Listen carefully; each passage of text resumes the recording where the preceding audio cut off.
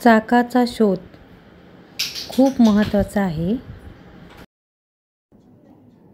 पुस्तकानुसार चाकाचा शोध हा 3500 BC पूर्वी मेसोपोटॅमिया या संस्कृतीमध्ये लागला असं आपल्या हिस्ट्रीमध्ये आहेच. परंतु खरंच मेसोपोटॅमिया या संस्कृतीमध्ये चाकाचा शोध पहिल्यांदा लावला गेला की यामागे भारतीय लोकांचाही त्यामागे काही महत्त्वाचा वाटा आहे याची आपण पडताळणी करून बघूया.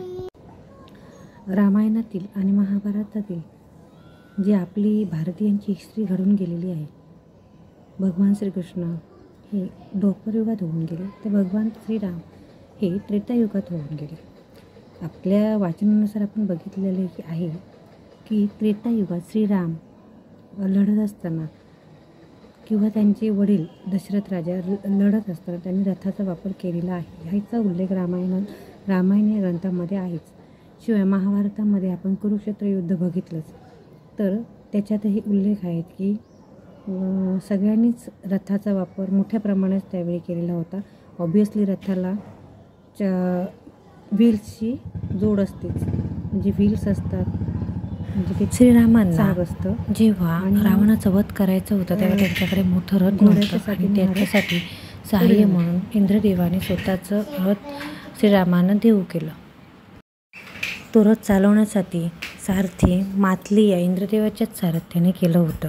आता इथे आपण बघूया द्वापरयुगाचा टोटल कालखंड हा 8 लाखाचा होता, तर त्रेतायुगाचा कालखंड हा साधारण 12 लाखांचा होता आणि सत्ययुगाचा कालखंड 21 लाखांचा होता.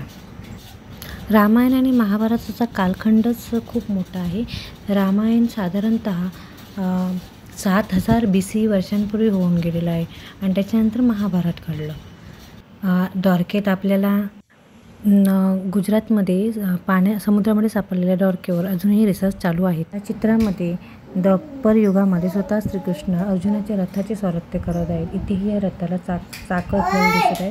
शिवाय अर्जुन जेव्हा कर्णाला मारत आहे आणि तिथे दिसते की कर्ण चिखलात रुतलेलं आपलं चाक काढण्याचा प्रयत्न करत आहे. तेव्हा कर्ण अर्जुनाला सांगत आहे की मी नेश शस्त्र आहे आणि माझ्यावर बाण, हे पार्थ माझ्यावर बाण चालवू नकोस, हे धर्माच्या विरुद्ध आहे.